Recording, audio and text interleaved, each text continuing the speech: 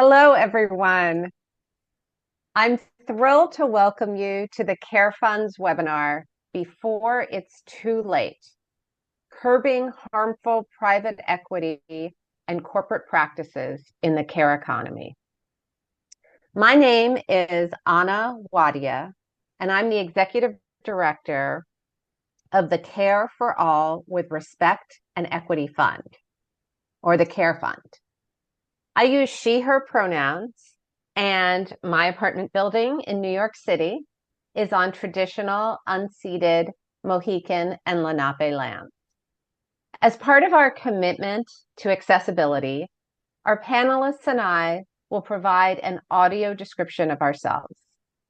I'm a woman with light brown skin and shoulder-length brown and gray hair. I'm wearing a light blue shirt with an embroidered pattern. And behind me is a yellow background with the Care Fund logo. We would also like to remind you that you can use the CC button on your Zoom screen to get closed captioning of the webinar. And finally, we're recording this session and we'll send you an email with a recording and all the slides and materials today, so you don't have to furiously take notes. At some point in our lives, we will all benefit from the care of our loved ones or professional care workers, and we will care for other people in our lives. Yet our public and corporate policies and our society's devaluing of care make this fundamental act of love and humanity a challenge that families are expected to figure out on their own. It just shouldn't be this hard. That's why a diverse and growing group of funders came together to create the Care Fund.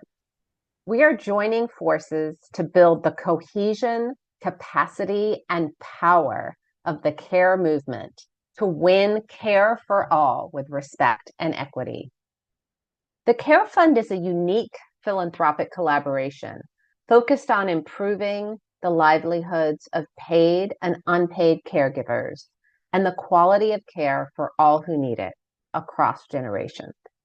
We are aligning resources at scale to build the political will for bold public investment in paid family and medical leave, early care and education, aging and disability care, and quality care jobs. As you've heard, our vision is baked into our name. By Care for All, we're talking about universal, high-quality, publicly funded care systems and policies so that families can care for themselves and their loved ones across generations with dignity. By respect, we're talking about respect for care workers, for the professionals, mostly women of color, who are paid care workers, as well as care consumers and family caregivers, and older adults and people with disabilities who deserve the quality of life and the quality of care to thrive.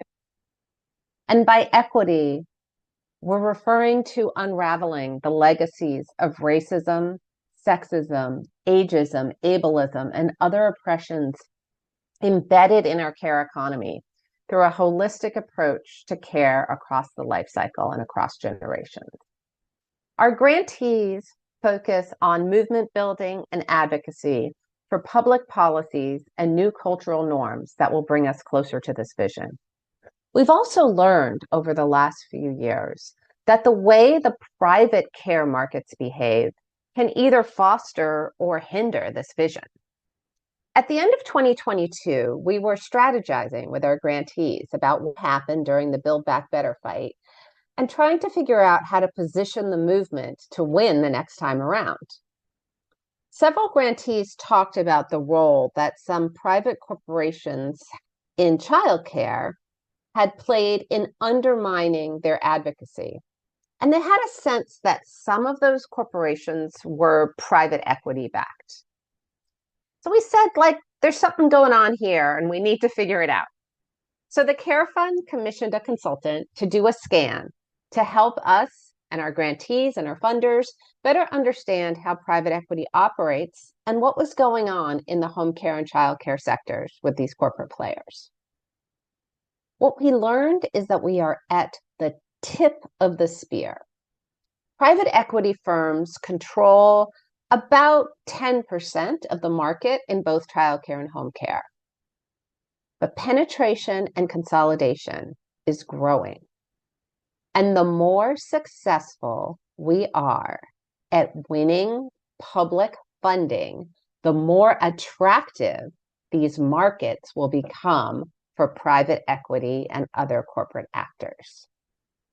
Based on our learning, we supported several grantees to do deeper dives into each sector and come up with actionable policy and market interventions to address harmful practices. And I'd like to emphasize that phrase, harmful practices, because neither the Care Fund nor our grantees are saying that there should not be a private market in care.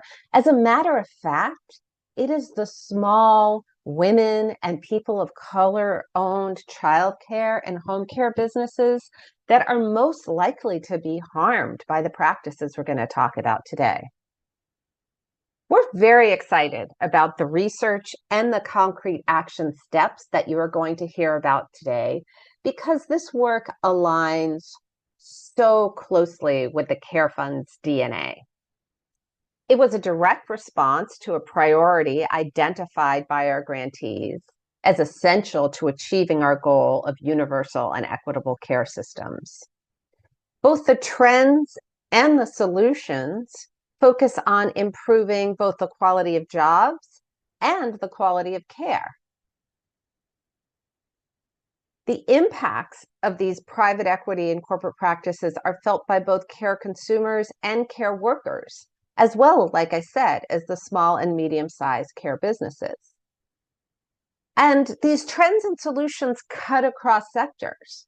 They cut across childcare, aging, and disability care, and there's so much that the sectors can learn from each other. We will only be able to address these problems by building power together. These actors will and have played a very strong role in public policy. They have a lot of power. And so the only way we can confront that is by building power together across consumers, across workers, and across sectors of the care economy. And like is so often the case, you will hear today that organizers are pushing states to be at the vanguard of addressing these issues. So now I am just thrilled to introduce our stellar line of speakers. Melissa Boteach from the National Women's Law Center and Aditi Sen from the Americans for Financial Reform Education Fund will provide insights into the impact of private equity and other predatory corporate practices in the care sectors. And they will also share some recommendations for policy and market interventions. Elizabeth Lewant of Neighborhood Villages and Minister Janae Bates of Isaiah will share how they are already organizing for and implementing administrative and policy guardrails in Massachusetts and Minnesota. I'm not going to get into their amazing biographies. You can see links to them in the chat. Now, we know this is really complicated stuff, so we're going to break twice to take questions from you. First, for clarifying questions after our panelists' open remarks, and then for a more in-depth discussion at the end. So please feel free throughout the conversation to drop your questions in the Q&A function at the bottom of the screen. We'd ask you to please use the Q&A function for questions, not the chat. We'll also, as we can, respond to some of your questions in real time. All right, so let's start with some level setting. Melissa and Aditi, what is private equity and how is it showing up in the care sectors? What other predatory corporate practices should we be aware of? First, thank you so much for having me. Again, my name is Melissa Boteach, she, her pronouns, with the National Women's Law Center. I'm in Washington, D.C. on Piscataway land, and I am wearing a light blue shirt and have brown hair and white skin. Uh, so I want to start off first by not about private equity, but actually, what is our vision for childcare as a public good? Because ultimately, this work that we're doing is not because we're against private equity, but it's because we are for childcare that works for our families, that works for early educators, and that works for our economy. And so the paper that I co-authored with Audrey Steinon at Open Markets Institute outlines 5 interlocking principles about what it means for childcare to be a public good. And those include universal access to care so that every child has a right to childcare that meets their family's needs, affordable care, so that ideally childcare should be free, just like K through 12 public schools, but at a minimum, policy should ensure that families with low incomes pay nothing, while copays are capped for all families at no more than 7% of income. The third pillar is thriving caregivers.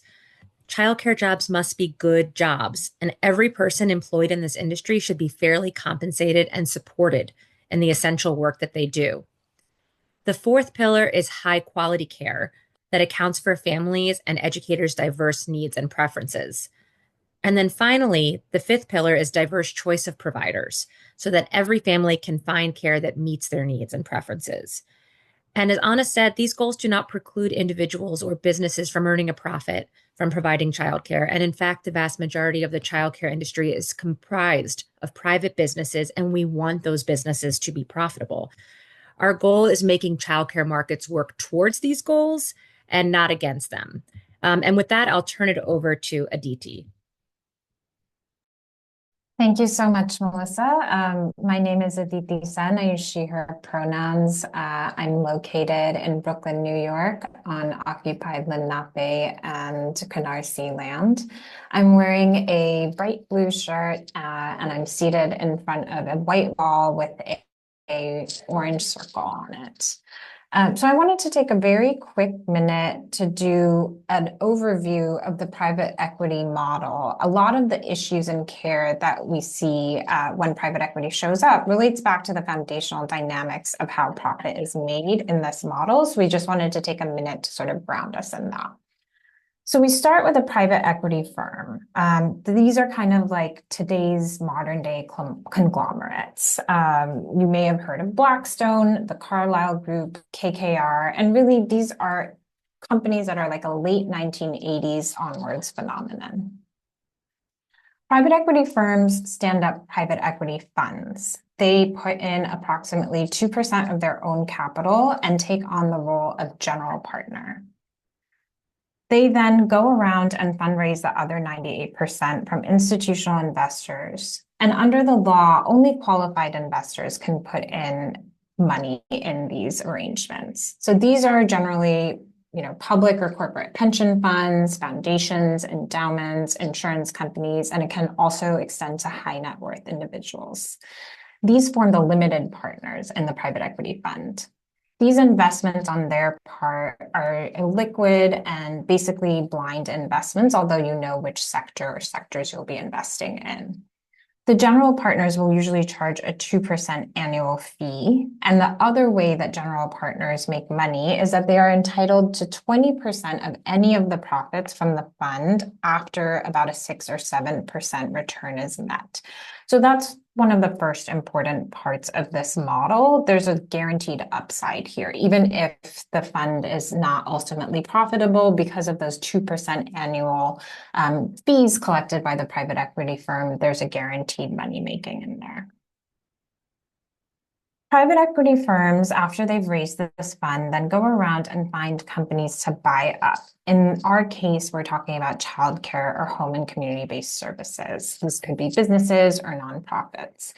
Usually, these are mature companies. They're not startups. And what this looks like is, generally speaking, the private equity fund will take a majority stake. So that means it takes control of the company. So that's the second important point of this model. These investors are taking operational control of the business. They are not sort of passive investors. They pay for the money using about 30 to 50% of the purchase price coming from the private equity fund. And then the remaining portion of that purchase price is going to be paid for through debt that is brought on from creditors that can either be banks or other private equity firms. Then the private equity fund continues this process. It will go around and look for additional businesses, additional companies to put into this portfolio that it is building out. One of the other important pieces of this model to take note of is that the debt that is used to buy these companies, either the childcare or the home and community-based service business, the debt is placed on the books of that company, and that company is who pays interest. So as families are going to either a direct childcare provider or a home community-based chain, and they're spending to take care of their loved ones, it's important to understand that a fair amount of that proceeding is going back into paying for the debt that was generated when the private equity firm came into the picture and bought up the company. The private equity fund has about 3 to 5 years on average to kind of make profit from these purchases before it needs to sell it and move on in order to be able to cash out. And so the other important part of this model to remember is that this is a very short-term time horizon in which you need to get to that 6 to 7% profit hurdle. That can mean that we see very aggressive cost-cutting measures because it is faster to arrive at profits through cost-cutting than it is to organically grow a business. And that's another place where this model ends up creating some of the things that we'll talk about more today. I'll pass it back to Melissa.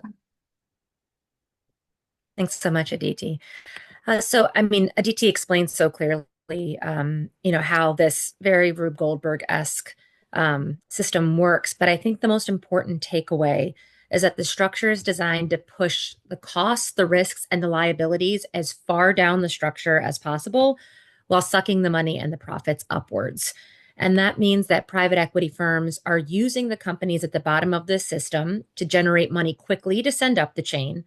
And that can cause them to cut corners, which can lead to workers, consumers, suppliers getting hurt. And that means that anyone who tries to hold them legally or financially accountable is usually dealing with the company at the bottom of this diagram, who faces all the pressure without actually holding any of the money. And so again, not every private equity owned company is going to cause harm. But the point is that the incentives and the pressures baked into the design of this business model make risky and possibly harmful behavior more likely. And policies that take these risks into account can then apply to any other type of business facing similar incentives, even if they're not technically a private equity firm. The other thing we should note is that private equity is already operating in the childcare and home care industries. Indeed, the 5 largest childcare chains in the United States are owned or were recently owned by private equity, and it's a very similar story in home care. And the question is why? Why would private equity be interested in investing in an industry where most providers are struggling to meet their costs, never mind turn a profit? And for the moment, it appears that in childcare, these providers remain mostly concentrated in higher income markets, where families and employers can afford to pay childcare fees without public support. And for example, in an industry where profit margins average 1%, Bright Horizons reported earning profit margins between 15 and 25% from operating childcare programs for employer clients. Beyond this, the care sector is attractive because it is a highly fragmented industry, and that allows private equity to build chains by consolidating small programs and then to sell the chain for more than the sum of its parts. Finally, childcare might soon receive more public funding, which then would again create new markets for private equity in low and middle income communities. And we know that the demand for home and community-based services is also guaranteed to grow as our population ages. So companies who buy up today's struggling programs would then have the advantage in tomorrow's profitable markets if and when public dollars are increased. I'll turn to Anna for the next section.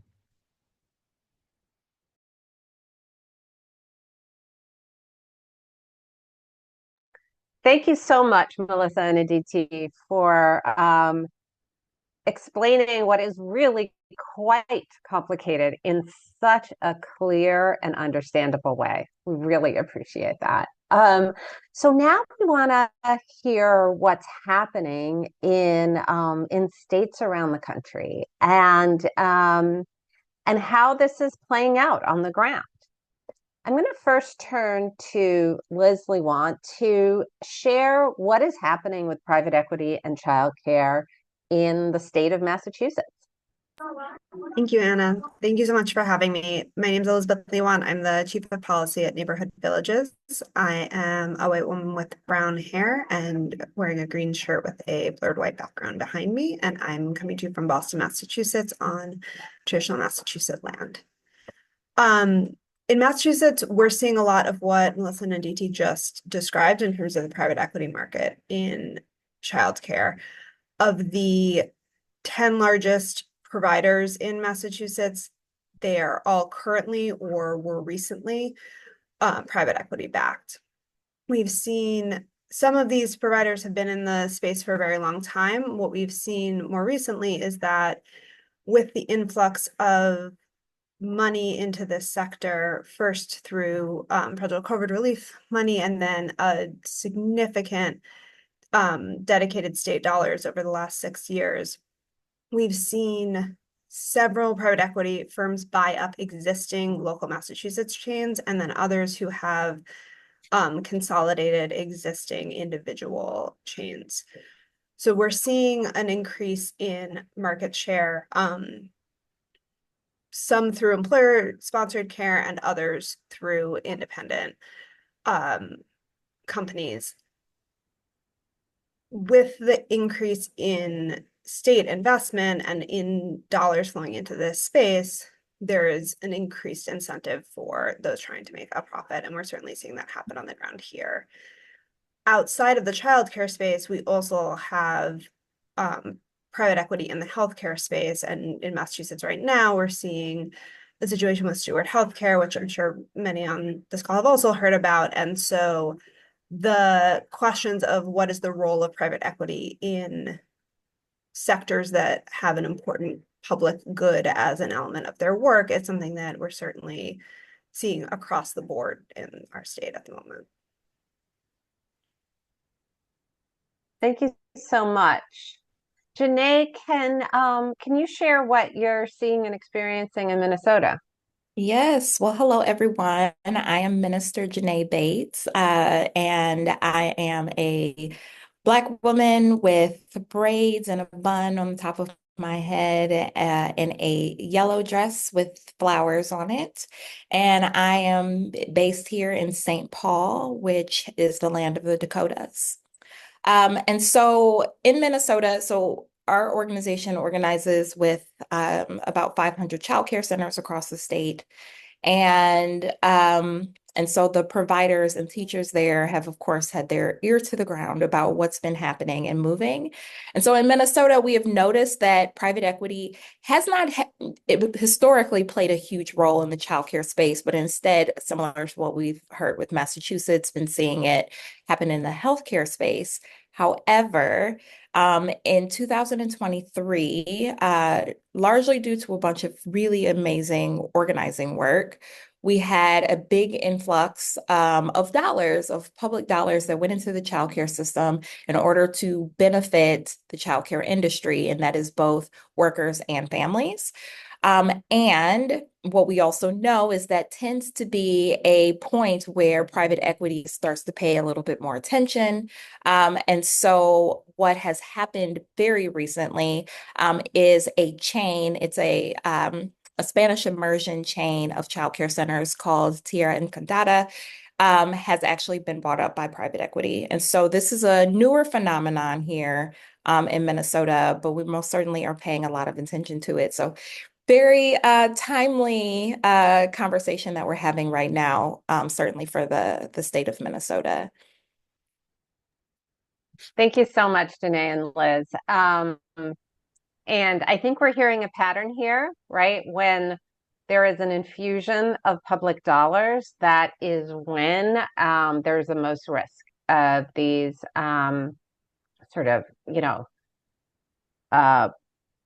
corporations coming in that are seeking profits in ways that can be detrimental to the existing markets and to consumers and to workers. So I'd just like to pause for a second to see if you have any questions just clarifying questions for our panelists. It doesn't look like there are any. If anyone has any clarifying questions, you can put them in the Q&A. I think our panelists were just so clear that everybody's got it. And now you all understand private equity. So, so I think we can move on. But please put questions in the chat if you have them, and we will continue with our discussion. So, so now we want to, we've kind of told you what private equity is. We've pointed out what's happening in some states around the country. So now we want to ask the question, like, what should we be doing about it? What are some of the solutions, policy solutions, market solutions to curb and address harmful practices? So let's start with you, Melissa. What are some of the recommendations that the National Women's Law Center, together with Community Change and the Open Markets Institute, have recommended moving forward? Thanks, Anna. Well, now that we're all properly alarmed about the various ways that private equity could threaten efforts to achieve the vision of childcare as a public good, we should also be optimistic because there's a number of guardrails that can be really built in conjunction with the public funding or even ahead of it to protect the vision that we outlined at the beginning of the webinar. And something that's really exciting about this moment, as implied by the title, Before It's Too Late, is that even though private equity, has put its foot into childcare, it is not a huge part of the sector yet. And so we really have an opportunity to get ahead of this trend and to pilot and be one of the first industries to put the kinds of guardrails and also resources for small and medium and community-based providers in place to build the kind of childcare system we want. And so with that, Audrey and I, in writing the paper and in collaboration with Community Change, have developed a few pillars that really summarize what is a long list of recommendation, because this is not a silver bullet type of thing. We need to really be thinking about this from all angles. So the first pillar is to raise the standard rules of the game across the entire industry. As Eileen Applebaum said at our event that launched this paper on June 24th, you have to make private equity work for it. And when they have to work for the public money, they're much less likely to be interested. And so when we raise standards of the game, it ensures that any business, large or small, that wishes to participate in childcare markets has to behave in ways that align with the childcare vision that I spoke about at the beginning. And that means raising quality and labor standards, including the minimum wage for childcare providers, benefit requirements, guaranteeing collective bargaining rights. It means providing technical support and grant funding to help smaller providers come into compliance with those new standards. And it means maintaining robust and well-funded enforcement systems that are actually capable of inspecting facilities, imposing financial penalties on companies that risk causing harm to children, workers, or families. And I think it's really important to underscore here that a lot of times we don't think about what's needed to really implement some of the funding that we're fighting for. And I think when we're talking about large sums of money that we're fighting for childcare, we really want to make sure that there are administrators on the ground that have the tools that they need in order to really make sure it's aligned with the public vision. So for pillar number 2, as we've noted, sustained and robust public funding is necessary to finance the true cost of high quality care. So that's kind of a prerequisite to any of this, because the problems really start to grow in terms of private equity being interested when there's a huge injection of public resources. But if those resources are meeting the true cost of high quality care, it allows small and medium providers to also participate in those markets in ways that actually allow them to turn a profit. However, the money that comes should come with conditions and guardrails so that taxpayer money is going to public purposes and not to lining the pockets of wealthy investors. And we need to define what services and outcomes taxpayers should expect from that investment. That means lawmakers can use carrots like prioritizing and offering greater payment to providers who advance the childcare vision and who serve communities facing higher barriers to accessing care. But they can also use sticks like restricting excessive executive compensation, high debt levels, shareholder dividends, or stock buybacks. For pillar number 3, oh, and I forgot to ask you to change the slide, sorry, before to pillar number 2, if we could do that. So I just went through these, and then if we could move to pillar number 3. So for pillar number 3, we want childcare regulators to take a more active role in creating and protecting fair and competitive childcare markets. Because again, most of the childcare sector will likely remain private, and we want those markets to be working for these vision goals. And so private equity-backed companies already hold a number of advantages over small local providers because of their size, access to funding, but they can't be allowed to accumulate excessive market power or to force families or communities to be entirely dependent on their services. And that's why policymakers need to think about ways to provide more support to small childcare businesses so that they can compete against private equity, and so that fewer providers to private equity as a means of achieving economy of scale or accessing financing. So that can mean, for example, helping providers join shared service alliances or co-ops, so they can centralize their operations and some of the administrative tasks while remaining independent. It could mean supporting alternative buyers of small businesses so that when providers want to retire, or programs developed by growth equity or venture capital funds can actually sell to someone other than private equity. And that can mean helping workers buy out their employers to form worker co-ops or providing support to new entrepreneurs. And then finally, childcare stakeholders should be more engaged with antitrust enforcers to help notify them of harmful consolidation at the local level. As Liz will talk a little bit more about, there are also opportunities for policymakers to be thinking about ways to limit public subsidies to private equity, including advantages that private equity funds receive through the tax code. And with the tax debate coming up, that's one area where I know that we'll be thinking more deeply about. And then finally, and this is this really, I'm very grateful to Elizabeth and Minister Janae for the work they're doing to build the power on the ground, because private equity isn't going to stop its behavior because we ask nicely. To advance and protect a vision of childcare as a public good, we need to build the power to not just win the funding, but to set the rules of the game, and to hold corporate providers accountable to following them. So to do that, we need to increase industry transparency.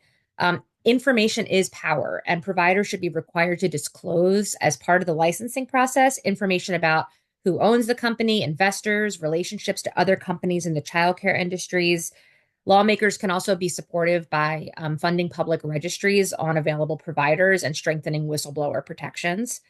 We need to build the power of childcare workers, parents, and small businesses by supporting unions and collective bargaining, and by including these stakeholders on industry committees and in policy discussions, creating rules for the industry. And then finally, we need to empower long-term investors, such as public pension funds, providing them alternative avenues to invest in childcare beyond private equity. But I think the general point as we're walking through all these themes is as we develop a new strategy for childcare, we have a really unique opportunity to build the protections into the policy and institutional foundations of this industry, which would help us prevent profit incentives from overtaking the social priorities and the vision for childcare that is so important to winning the system we need for families and for early educators and for our communities writ large. I'll pass it over to Aditi. Great. Thank you so much, Melissa. Again, that was so clear and just really shows the interaction between public policy and private markets and how important it is for us to understand that. Aditi, based on what you've found in the aging and disability care sector, what are some of your emerging recommendations? Yeah, thank you so much, Anna and Melissa. And I think a lot of the same dynamics that characterize how private equity is showing up in childcare also applies to elder care and disability care. And so as a result, there's going to also be resonance in the solutions that I offer here. So I really appreciate that framework, Melissa, that you and Audrey put together on this. because the private equity playbook is remarkably similar across every sector, we at AFR tried to think about this kind of in terms of like the life cycle of providing these services.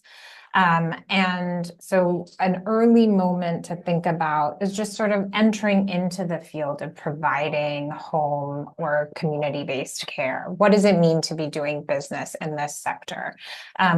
In an interesting way, Melissa, you're describing this opportunity. We're sort of standing on the edge of this new moment where we get to build everything all at once. And in some ways, on the healthcare side, it's really about hearkening back to and rediscovering democratic principles that we've had in place for a long time, right? So there's been a lot of thinking over the years about what does it mean to have health planning? How does that interact with allowing the market to address care and health needs? And I think there's some really interesting dynamics there, and we can draw from a wide set of tools that sort of straddle both of these approaches.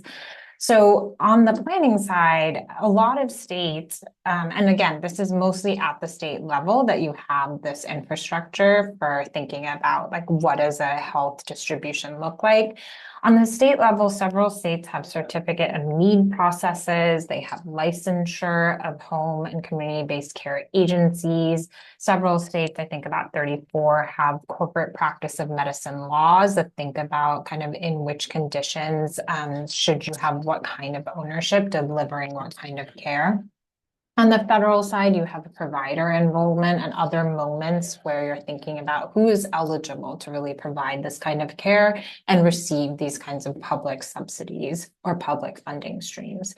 And so all of those, I think those are going to be nuanced. We have to think about how do we not throw up huge barriers to make sure we can expand supply and meet the need that is ever growing on these services.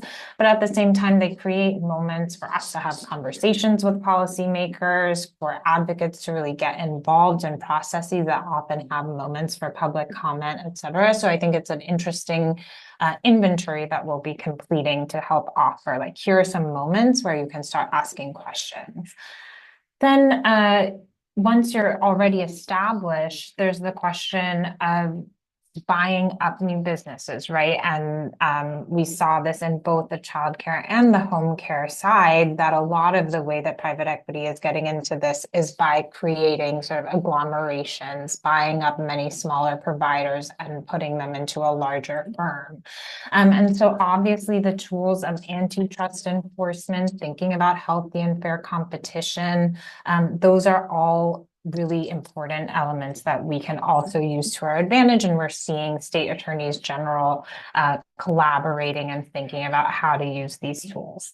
And then very quickly, there's also obviously moments in the prices and revenue portion, Medicaid rate setting, making sure that you actually have the funding that is needed to provide this much needed care. And then on the federal side, some really innovative approaches to thinking about ensuring like that money is actually passed through appropriately to caregivers and not just going into corporate pockets. If I could get the next slide, please.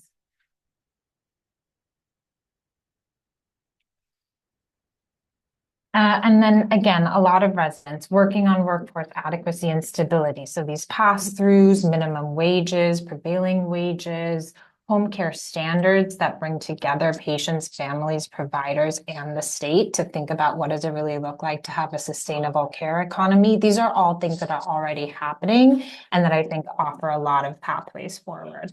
And then finally, ensuring that there's quality and responsive care. How do you have the funding to support that? How do you make sure you have co-governance models? Because the people that know the best about what care needs to be like is the patients and the families themselves. So how do you ensure that there's a voice in that in the enforcement model? You're looking at the trends and track records across chains, not just isolated agencies, and really thinking about what does it look like to fund that to its full capacity. I'll stop there, but there's a lot more on this in the handout that Christina has posted in the chat, and we'll be coming out with a report that digs into this more in the fall. Wonderful. Thank you so much. So now that we have a sense of what can be done, nationally and across states. We'd like to turn to Liz and Janae to hear what's actually being done in Massachusetts and Minnesota. Liz, you've had a significant victory in Massachusetts, putting some of these guardrails in place into state policy. Please tell us what you won and how you did it. So we did have a landmark year for early education and care policy in general, and specifically for guardrails around where money is being directed in Massachusetts this year. Before I jump into our legislative wins, I do want to just set the stage a little bit for what the landscape is in Massachusetts, knowing that every state is kind of starting in a different place. So do just want to mention in Massachusetts, we've had a Department of Early Education and Care for nearly 20 years, and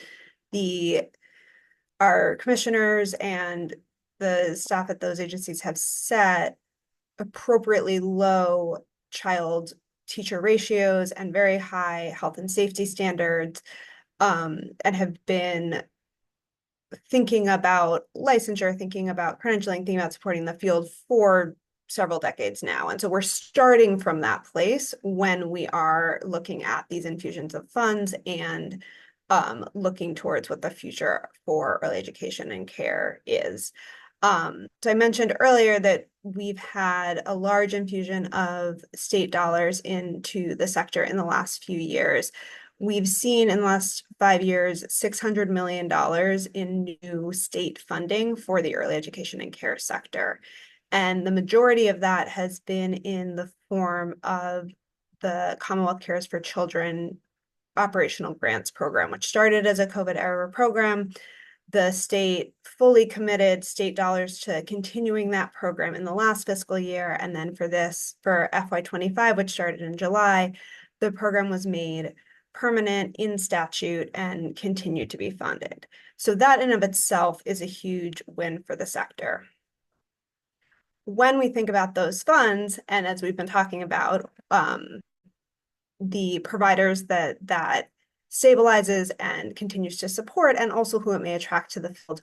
Within the structure of what that grant program will look like going forward, there's some really important guardrails that were put in place. Some of those applying to any provider who is going to take advantage of these grants, and some of those specifically directed at large for-profit providers.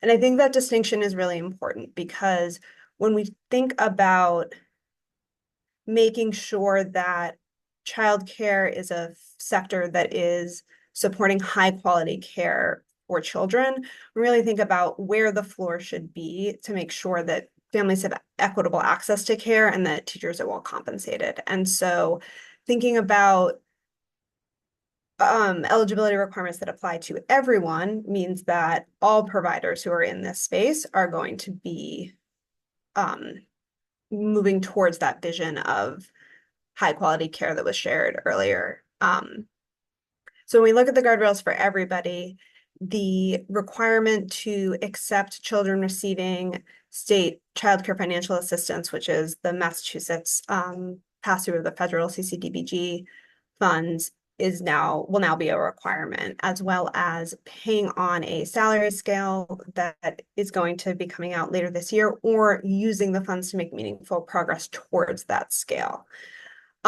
Additionally, meeting reporting requirements in terms of the demographics being served by the provider, and a variety of other data reporting requirements. So those are things that are going to apply to everybody. In addition to that, there are some guardrails specifically around large for-profit providers, which we also now have a definition for, which is in Massachusetts is any provider with more than 10 program sites in for-profit providers with more than 10 program sites in Massachusetts. So in addition to the eligibility requirements that everyone is going to have to comply with, they will also have to spend an additional percentage of their grant funds on salary, even if they are already meeting these future salary guidelines. They will also have to submit an annual audit of where those funds are going. And there's also a cap on the percent of the grant. So only 1% of the total grant funding can go to the parent company. And so there's effectively a ceiling that if you are a large for-profit provider, you are able to get from this grant program. On top of that, the way that our Department of Early Education and Care has structured these grants, there is a base amount and then an equity adjustment. And if your CEO compensation is over a 30-to-1 ratio from your lowest paid educator, you are not eligible for that equity adjustment. And so there's several guardrails in place to really make sure that the funds that the state is committing, and it's a sizable amount, almost $500 million, that money is really being used to support families and educators and making sure that we're stabilizing the sector and continuing to improve quality. Liz, that is just incredible what you all have achieved in Massachusetts. So congratulations. It's amazing.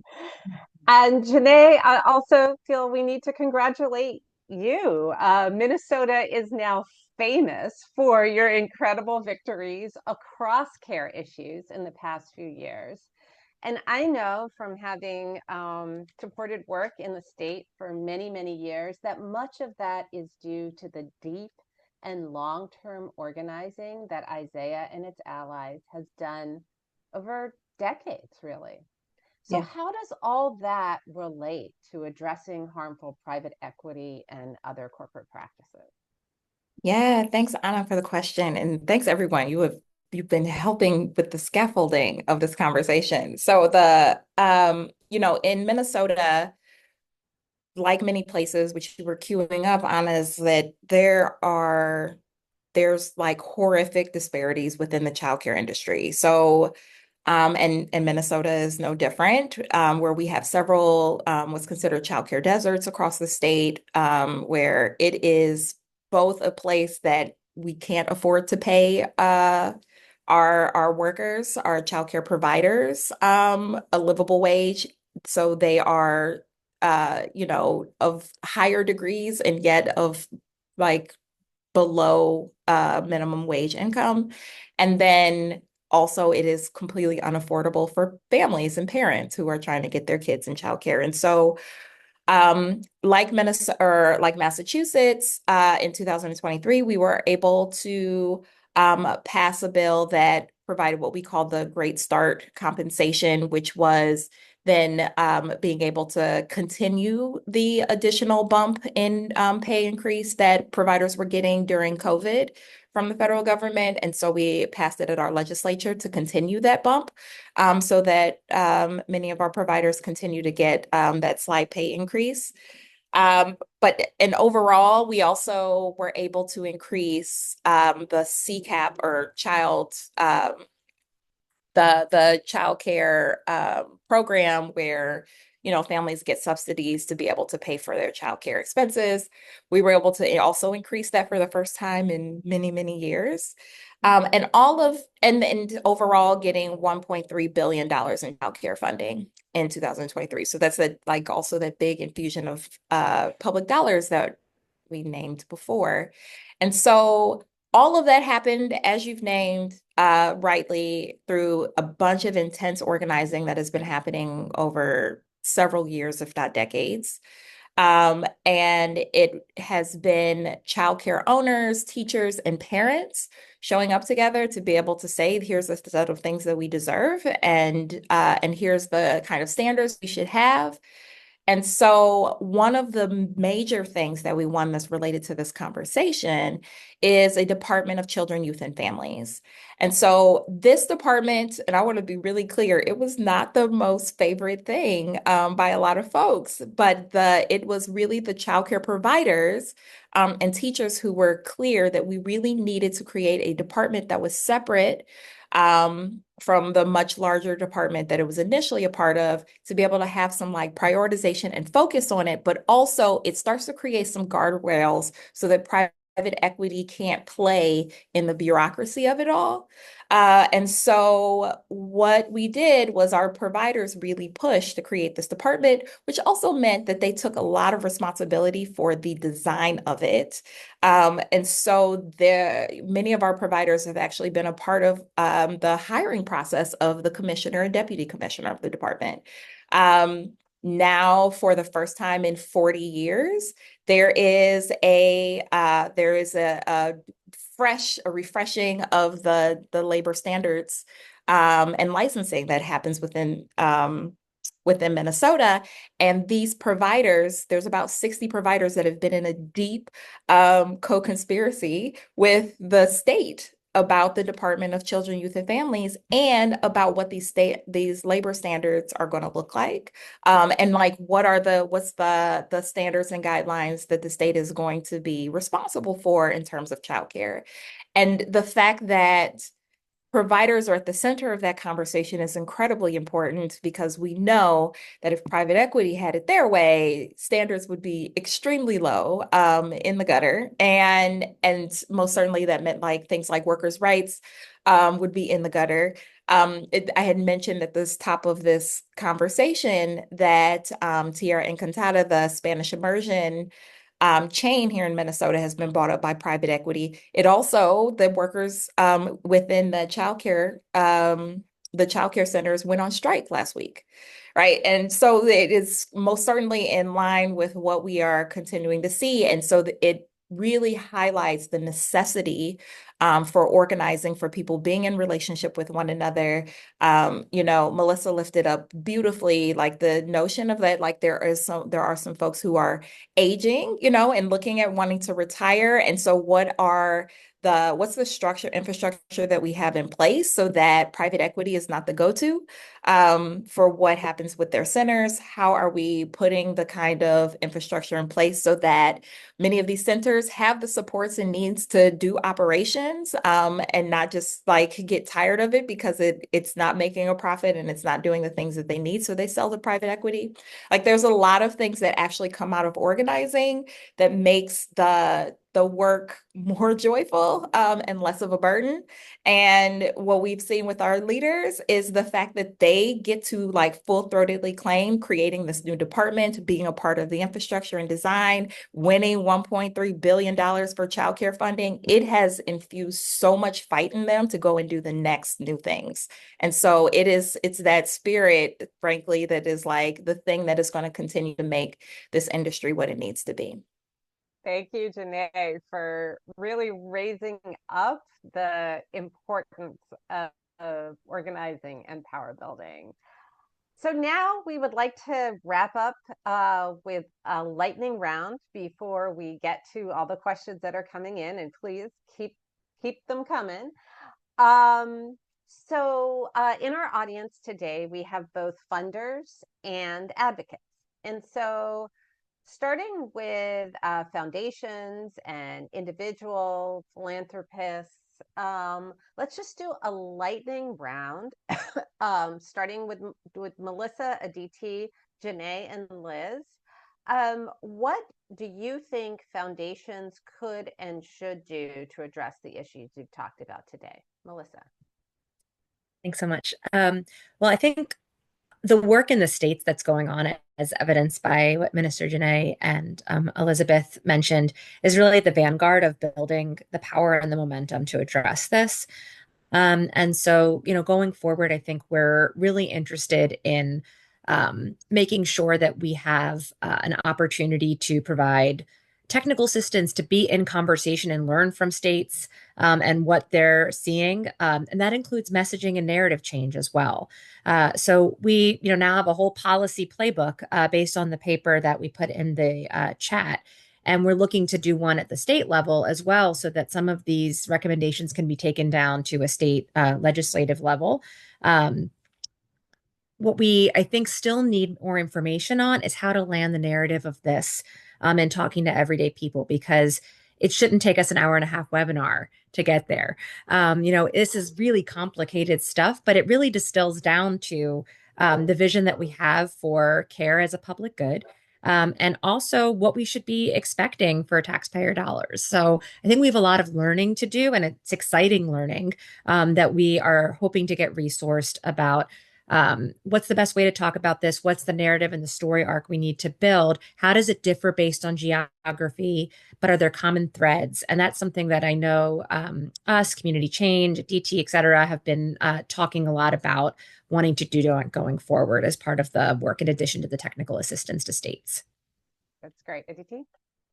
Yeah, plus one to everything Melissa just offered, obviously. I think in addition to that, really facilitating that two-way exchange. So I think the national groups and those of us that have been working on private equity for quite some time, or working on anti-monopoly handles for quite some time or whatever, really benefit from getting the granularity and texture of what people like Shanae and Liz are seeing on the ground. That's what helps us refine our understanding of this model and what are the policy solutions and handles that we can deploy to kind of make us arrive at the more just care sector that we want. So how do we make sure that the fights on the ground incorporate private equity into the power analysis? How can we all support that power analysis and power mapping process? And then also vice versa, like how are we getting that really important data and intel that only your providers and only your members are really going to know? The fact that folks are out on strike this week, the fact that there's a cut to wages. How do we really create that infrastructure that goes back and forth? I feel like is an important and exciting challenge. And I just had one more thing, Sure. which is that just something that Aditi said, and also spurred by the question that someone asked in the Q&A, which is sort of the cross-sector model. I think that in addition to doing the deep work with the childcare community to incorporate new ways of thinking, new policies, whether it's thinking about anti-monopoly work for the first time in the childcare movement, we also want to be thinking about how we're in solidarity with home care and housing and other sector healthcare that are seeing similar trends, and what are the underlying currents in terms of the policy solutions that we can add to our list of demands, and where can we show up for those movements and where can they show up for us. And that's, I think, a place where we're working on not just going deep in our silo of childcare or home care, but really thinking cross-sectorally, because people don't live in these single issue lives. And when you have a private equity takeover of housing that's causing rents to go up, home-based childcare providers are going to fill that as well. So it's like it's all interconnected. Great. Janae, what are your recommendations to funders? So for funders, my recommendation would be to think about both oftentimes funders are thinking about the win, right? Like how do we win the thing, whatever that thing is, or the policy, but also thinking about the implementation of it. I cannot stress enough how much power our leaders, our childcare providers, our childcare teachers have been able to build in the midst of the grueling work of like building out the infrastructure of the department. But largely like funders will be like, yeah, we'll give you funding to start a department, but like the actual implementation, the design, showing up to these like biweekly meetings, like all of that kind of work is also really, really necessary and incredibly powerful. But it's needed to be able to see it through. I also just want to plus one everything Aditi and Melissa said. It's very on point. Great. Liz? So not to be redundant, because I also agree with all of those pieces, but I want to lift up what Aditi was saying about the data piece. I think that having the capacity to know what's going on and do the analysis of who is in this space, who is getting this funding, what will it look like, where we are in Massachusetts right now, what is the impact of now that we have this in place after the implementation has been carried out, and really understanding, in addition to the narrative, really understanding the facts of who is involved in this space is a heavy lift. And so having the support and the capacity to actually be able to do that analysis so that when we go to talk to legislatures, when we go to talk to the department, when we go to talk to folks on the ground, we have that information behind us. That's great. Well, thank you. Thank you for those really powerful recommendations to philanthropy. We are committed at the Care Fund to continue to support this work and are very excited about supporting some of the things that our panelists have just talked about. So, if any of you are on the call are interested in collaborating with us in this work, please do reach out to me. So finally, to wrap us up, we also have a lot of advocates on the call. I think we have some state level advocates, we have national advocates, we have people across the care sectors, we may even have people from other sectors. So just really lightning round, like 2 minutes each. Could you share what some of the advocates on the call should be doing now? And why don't we start with you, Janae? And to talk to your fellow advocates.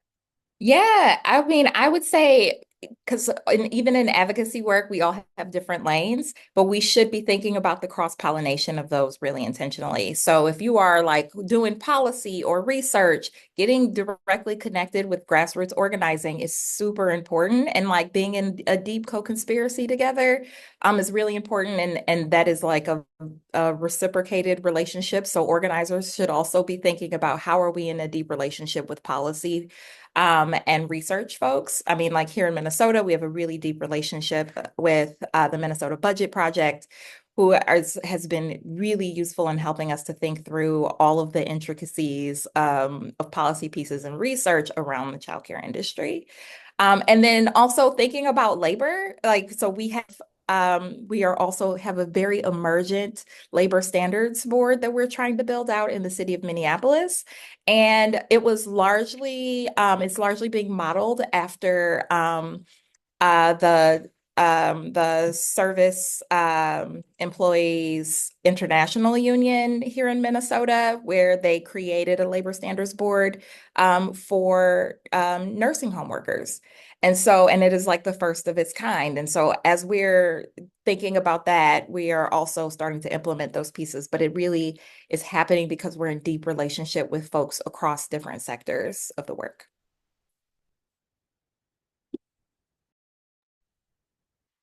I would just add, I think coming to consensus and working together, and also knowing that this isn't going to happen overnight. And what we got this year is the culmination officially of a 5-year effort of a coalition, and really for decades before that. And so building the relationships within the advocacy community and also with legislators, with regulators, with administrators, so that when you have the moment, there is an opportunity and you're ready to move things forward.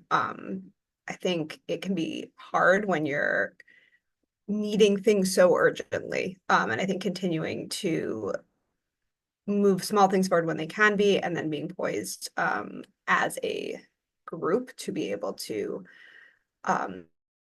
step on the gas and take advantage of the opportunities when they come. That's great. Aditi.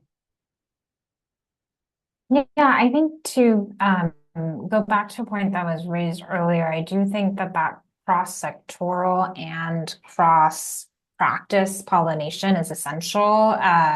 We don't have to reinvent the wheel here, and the private equity playbook is actually quite identical across every sector that it's gone through. And a lot of times those sectors are sectors that employ women of color who have been holding it down for generations. And just as soon as all the organizing starts winning something, private equity will show up.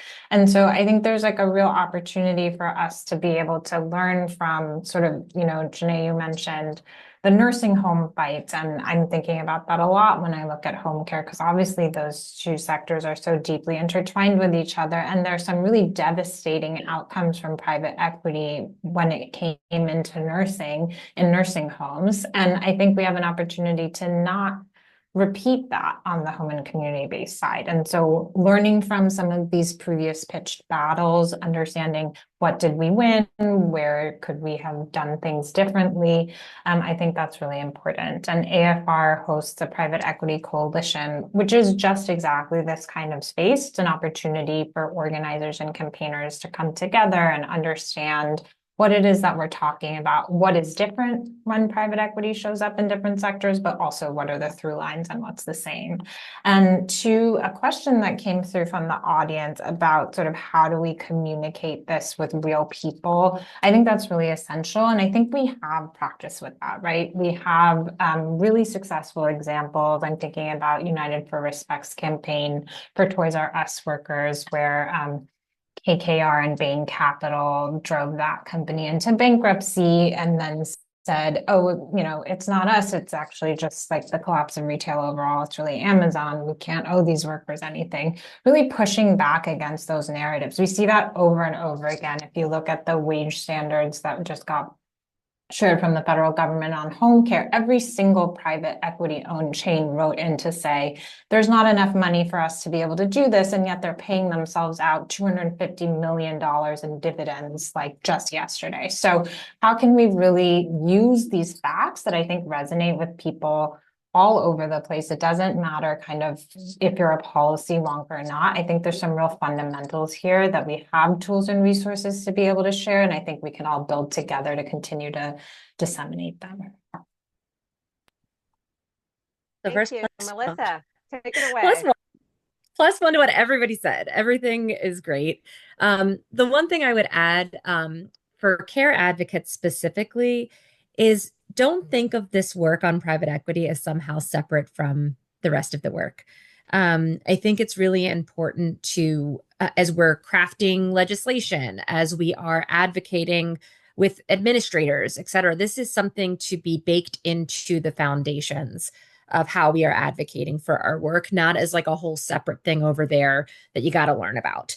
And when the next opportunity or window opens up for us to win big federal funding for care, making sure that we are baking those guardrails, baking the proactive solutions that allow small and medium providers to actually compete, making sure the anti-monopoly policies are baked in. These are all really important so that when that money arrives, it's not immediately sucked up the vacuum into sort of a corporate model, as opposed to Aditi's point, the Black and brown women who have been holding up this industry for centuries.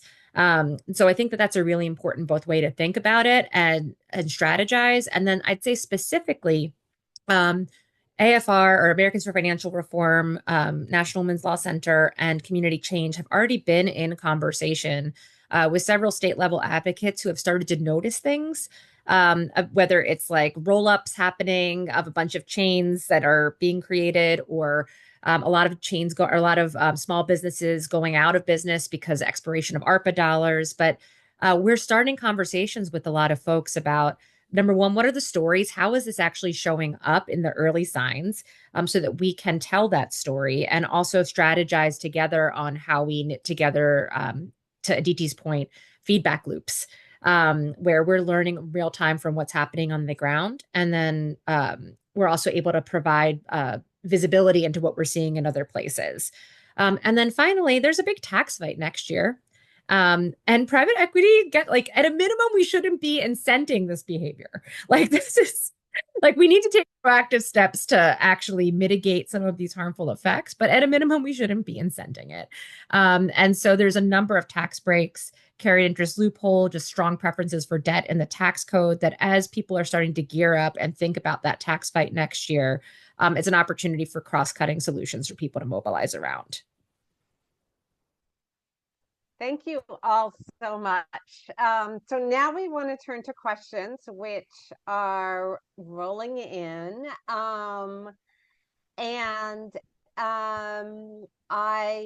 We have about 20 minutes for questions. So I will pose a question and either pick, turn to one of you to answer it, or some of these maybe for all of you.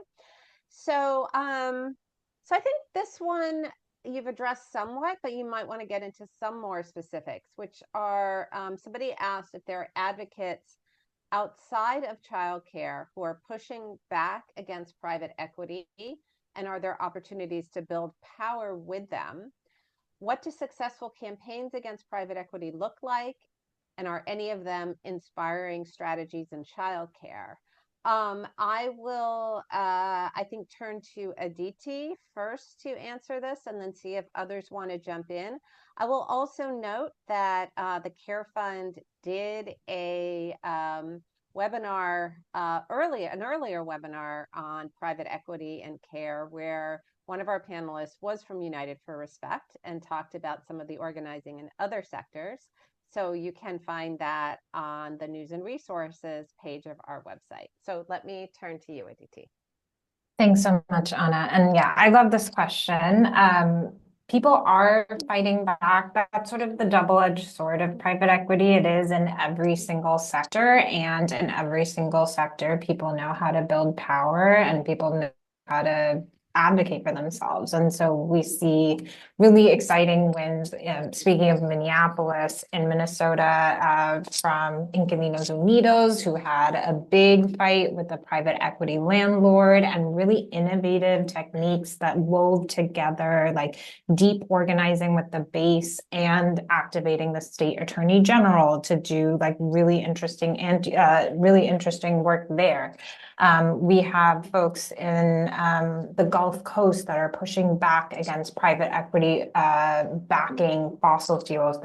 That's sort of a major source of funding for new fossil fuel energy development. And so people are connecting the dots between the climate crisis that we're experiencing and where is this money coming from. People are looking at it for a long time in retail and thinking about what it did to these workplaces where people have been organizing for quite some time. In healthcare, there's a real upsurge of this, right? We have, I think, care creates that tripartite situation that's super exciting for organizing, because you have, the doctors, the nurses, the caregivers, you have the families, you have the patients, and that allows you to build solidarities in new and exciting ways. So nurses have been asking for staffing levels and rules in nursing homes, and that, took on private equity. You've got all these kind of standard setting measures. You've got doctors pushing back as physicians' practices are getting bought up by private equity in a big way. So there are many examples, sort of too numerous to count. And we're seeing that expand more and more. It's like bass fishing and music rights. And as that tent expands of where private equity is showing up, I think we have a real opportunity to think about how we can pull those threads together. Because really we're asking some fundamental questions about like who decides, who benefits from all the things that we're all building together. And I think there's a real opportunity to learn from each other and exchange what has worked. And what has worked is really like, to Melissa's point, building that power, to Janae's point, building the power, to Liz's point, really thinking about government as a co-conspirator. How do we set up infrastructure, the connective tissue, to be able to define on our own terms what it is that we want and how we want it to go? And then private equity, if it wants to play by those rules, it can be in the mix too. But I think the extractive model, the over extraction of resources from our communities, that's the part that has to stop. Does anyone want to add to that question, or should we move on to the next? I'll go ahead and move on.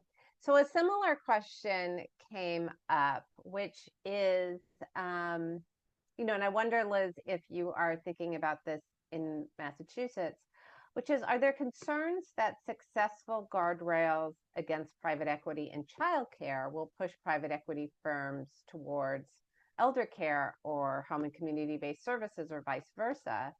And are there also cross-sector policies against private equity in care and other public goods that state and local campaigns should be uniting towards as well? That's a really good question. I think to the comments that have been made, I think thinking cross-sectorally when we think about what guardrails need to be in place is a really important piece to all of this. And I think the more that we have just labor environments and labor enforcement rules that are counterbalancing the influx of private equity that aren't sector specific, but are going to really think about where public dollars are flowing and also what protections individual and groups of workers have, the more that we create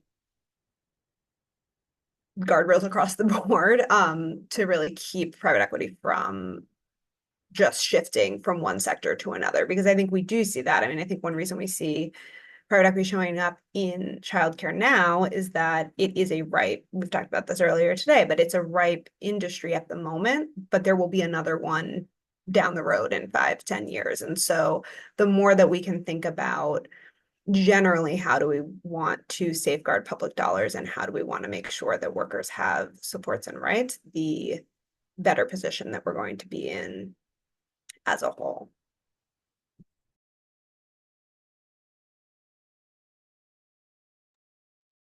Anybody else? All right.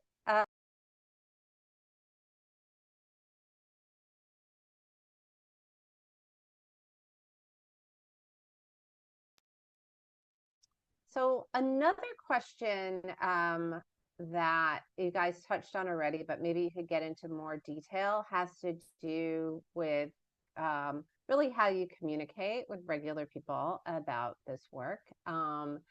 The Care Fund, as I said, works on narrative and culture change, as well as organizing and policy change. So, I'm particularly interested in this question that one of you asked. Which is a large portion of American adults read at or below a fifth grade level. Have you thought about how to talk about this with real people who aren't in the policy bubble? Who would like to? Janae. I feel good coming into this one. As a comms narrative strategist, I think about this all the time on a vast number of things. And certainly this is no different. So yes, I would say the big thing that we are constantly thinking about, and this is like true just in organizing, because the majority of people that we're organizing are just regular folks who are not, engulfed in all of the wonky policy pieces. So we're always thinking about storytelling. How are you actually telling really powerful stories? And in really good storytelling, there is a protagonist and there are villains, and you have a real plot. And so even as we're talking about private equity, most certainly we are constantly having conversations about the ways in which there are corporate villain actors and how we get to be protagonists in that story. And that is how, we were able to win all the sets of things that we talked about. It was our leaders actually claiming their own agency and power in the story. And so I would say for anyone in any industry, frankly, but most certainly as we're talking about childcare and we're talking about private equity and the bad actors in that, really starting to like hone and shape, how do you talk about the villains and what they're doing to like regular people? How does that impact regular folks? So frankly, I don't think I've ever used private equity, like the term private equity, in anything that I've like written or had in any public messaging or even things that our leaders are saying. But most certainly they do talk about a handful of really like greedy corporations who are putting their money over regular people being able to care for their kids. Like we talk about, the fact that there are a handful of legislators who would be aligned with those folks so that they can funnel money into, the pockets of their friends. And instead, and what it is actually doing is really hurting a bunch of families and workers who are just trying to feed their own kids, right? And so how are we telling the kinds of stories that again have like a villain and a protagonist, but also in that protagonist piece, you are giving folks the tools to be able to take action. And so yeah, so the very short, yes, we are thinking about these things and also like needing to realize that there's times where it is appropriate for us to have these like deep and wonky conversations. And we should always be constantly thinking about how are we communicating this back to our base, back to the people who really need this information. I would just add to that, I think to the point that was made earlier about this isn't a separate fight, it's baked into the fight. I think a lot of this is helping people envision what childcare and early education could look like and should look like for their children, for their classroom. And when you have people describing what they want to see and then saying, we're going to put together a set of policies that's enabling that to happen, you get people excited, you help empower people. And then what's in those policies is making sure that we are safeguarding that money, making sure it's flowing in the way that it needs to be, but really helping people to envision where this sector can and should go and what they want for themselves being at the core of the work. And then this is just the wonky language that makes sure that that actually goes where it needs to go. I just plus one to all of that and note that I mean, our paper is wonky. It's designed for a policy audience that wants the solutions and recommendations, et cetera. But there's a reason that we led with what our values are, and that we led with what the vision for childcare is because I don't think the message is we're anti a specific form of financial activity. No, that's not the message. The message is that we're for a child care system or home care system or an economy that works this way. And then to Janae's point, there are actors who are, stripping that, extracting, who are not allowing that vision to advance, and we have power to make it different. The other thing I would just add, and one of the things I think is valuable about having a multi-state effort, is that I'm interested in seeing how these narratives land in different contexts. Are there different values or different examples that resonate in different geographies, or based on demographics? And I mean, if you've had an example with, Stuart, like the hospital, and you can point to that and say, they're trying to do the same thing now in childcare. Or I know that across the country, people's vet bills have been going up because of private equity takeover of veterinary clinics. You can be like, oh my gosh, like, look how much I'm paying for my dog to go to the vet. That's what they're trying to do to X, Y, or Z. And so I'm interested if there are specific examples also that resonate across sectors that help people understand how what can be really like gobbledygook financial language is landing in their lives. That'll be our new slogan. No more gobbledygook. So I think we have time for one last question. So I'm going to pull this question from the Q&A, which is, what do you think are key areas for future research on private equity and care? Do you want to start, Aditi? Gladly. Yeah, so I think I want to go back. I don't want to be one note, but I really think that this sort of like back and forth between the national and the on the ground is where that cutting edge research is going to happen, because I think we've so Care Fund has done a great job, and several groups in sort of the universe that have been thinking about private equity and like industrial policy for a while have noticed the footprint of private equity in the care economy. But where I think some of this research now needs to go is the impacts and the actual mechanisms and the actual ways that this transpires on the ground. Like, what does it actually mean for a patient? What does it actually mean for a child? And what does it actually mean for a family when you have this? We have anecdotes, but we also have this really unique opportunity, as there are so many labs of places that are taking on these fights, to really do a deep dive. Like, what is it? How does private equity show up? How are they moving? When are they showing up as themselves? When are they showing up as like an industry association? When are they showing up in multiple guises? And then also granularity on, where are wages going down? Where are wages actually going up so high that you bring all the workers in and none of the small providers can afford to pay them, and then wages go down? There's all kinds of intricacies in how this model plays out. And I think there's a lot of really exciting opportunity for us to marry what we know about the model, which provides us the research questions, with the actual organizing on the ground that provides us with the actual data. So I'm really excited for this next phase. Great. Does anybody else want to share a few last words on research needs? I would just add, I think that there's the research into private equity, and there's also the research into the solutions that are going to combat private equity in this space. So Melissa laid out so well earlier in the presentation about making sure that there are other options for care workers to retire so they don't need to sell their business to private equity. What does that look like? And really modeling that out. Same thing with having access to shared services. Same thing with just all of the infrastructure. Childcare and many aspects of the care economy have been so undervalued for so long that we're just forming what these solutions look like. And there needs to be more support for the research in capturing those models and into what it looks like to scale them so that there is an alternative to private equity coming into the space. That you took the words right out of my mouth, Liz. And you said it beautifully. I think that, we are, I think it's important to define the problem. I think it's important also to be aware, to Aditi's point, of how it's showing up in various tentacles. But some of the solutions, yes, is anti-monopoly. It's engaging in, making sure that you're empowering administrators. And to Minister Janae's point, like, policy implementation is a love language.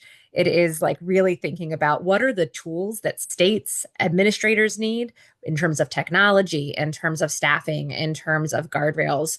What are the tools that we can use with CDFIs, or community development financial institutions, or small business loans, or what are other financial tools that can help support small providers? I wish there was just a silver bullet that could come in and magically solve it, but this is going to require us attacking the challenge from a number of different angles, some of which are macroeconomic and some of which are at the community level. And the degree in which we're testing with states various solutions, learning from each other, and actually sharing those across is going to, I think, really inform and drive the success of the movement as a whole. And just yes to all of this. And one final point that's related is that when it comes to research, like being in relationship with folks who will actually use it and being in relationship to talk about how it can be used, even before you embark on the research.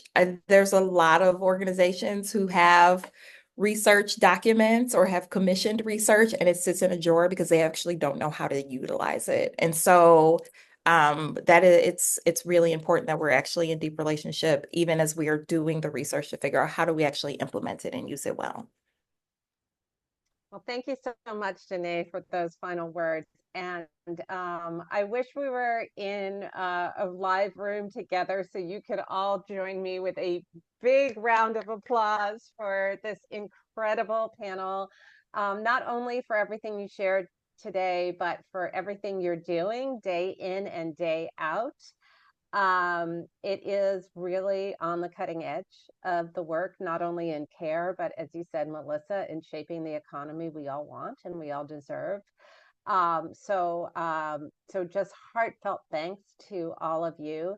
And I also want to thank our Care Fund team who has been on this journey together over the last few years. We've been learning so much and really look forward to continuing to share those learnings with all of you. So this is probably not our last webinar on private equity and care. We're looking forward to continuing to share what we're learning as we move forward. So again, thank you so much to everyone who has participated today, to our panelists, and to the fund team, and also, of course, to all of the partners, both grantees and funders who are part of the Care Fund. Thank you, and have a great afternoon.